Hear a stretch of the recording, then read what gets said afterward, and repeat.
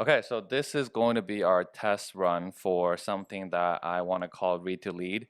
It's going to be like at least for this part, a weekly select passage kind of sharing. And I'll just, pick something from a page of some book that I'm reading that I think is really interesting and just post it somewhere that we can share with students. Students can watch something around 5 minutes, 10 minutes, not too long, and they have the opportunity to make the comment and discuss on the bottom.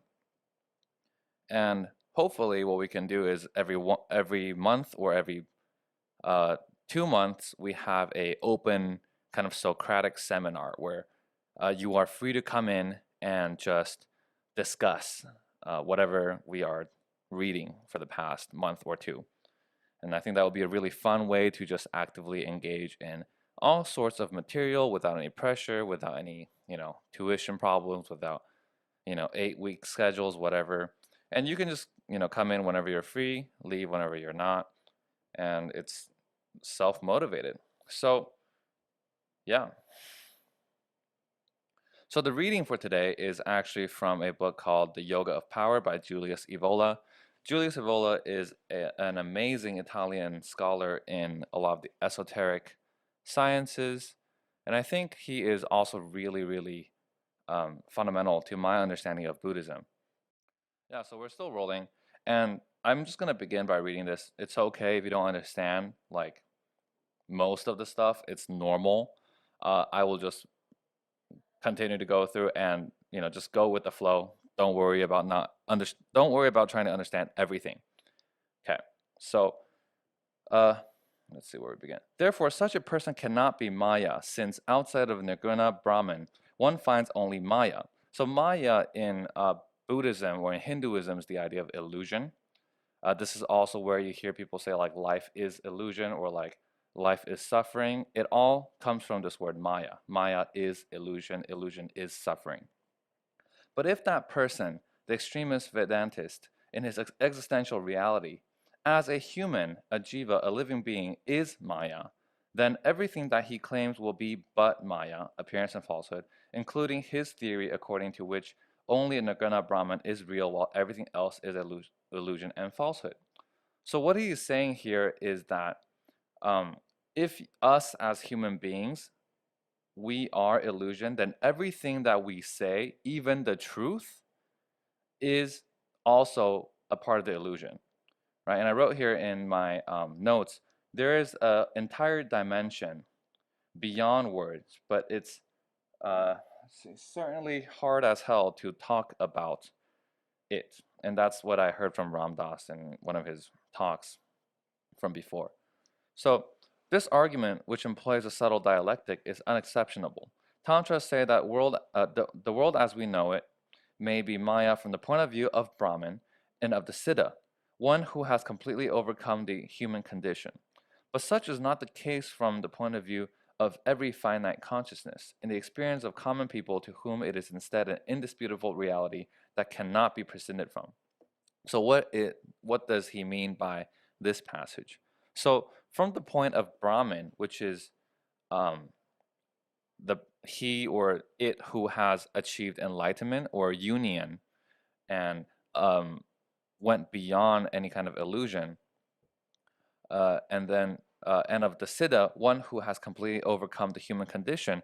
For these types of beings, they can of course claim that the world is Maya, because in their view, from their perspective, the world is illusion.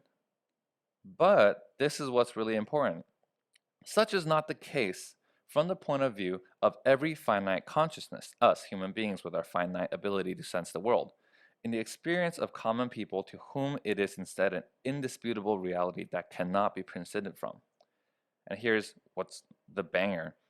Until one perseveres in his condition, one is not authorized to call the world Maya in the Vedantic sense of the word.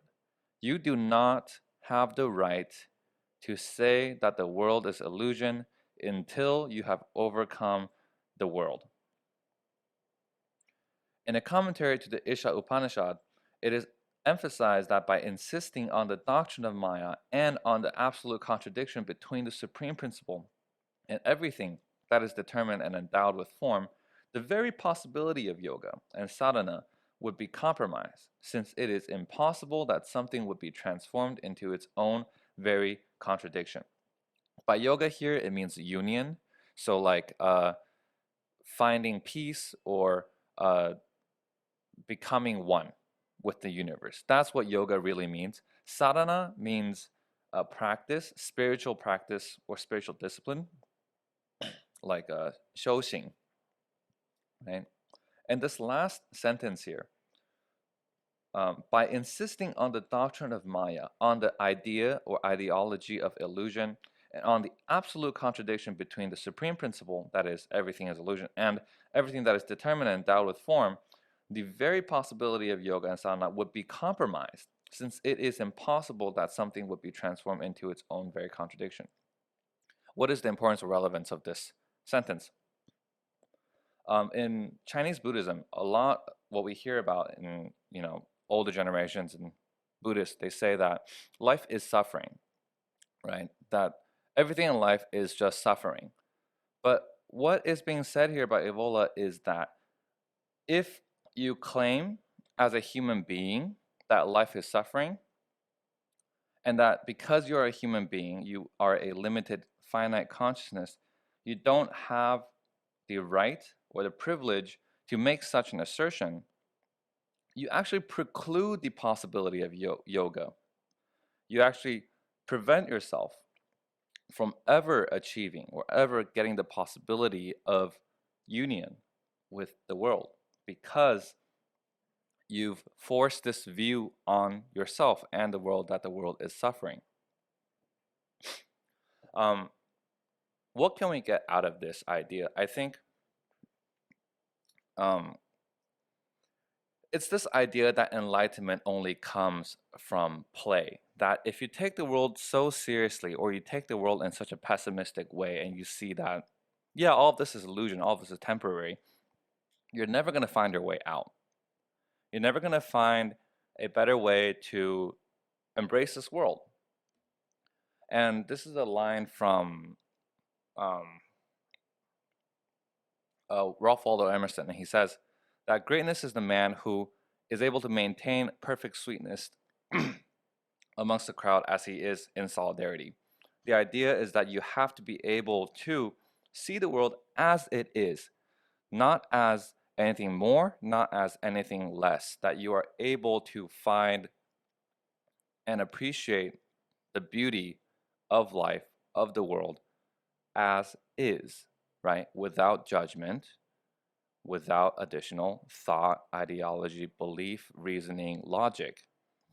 And only until you can embrace the world as is, embrace people as is, do you have the possibility of yoga. So I think that is going to be the thing that I want you guys to think about for this week. It's, yeah. I think this will be the demo for this week and see how it goes. Thought stimulating ideas. What do you think? Do you agree? Do you disagree? What are lines that you don't understand that you want clarification on? Yeah, post in the comments below. Blah, blah, blah, blah. I think this is a, I never take.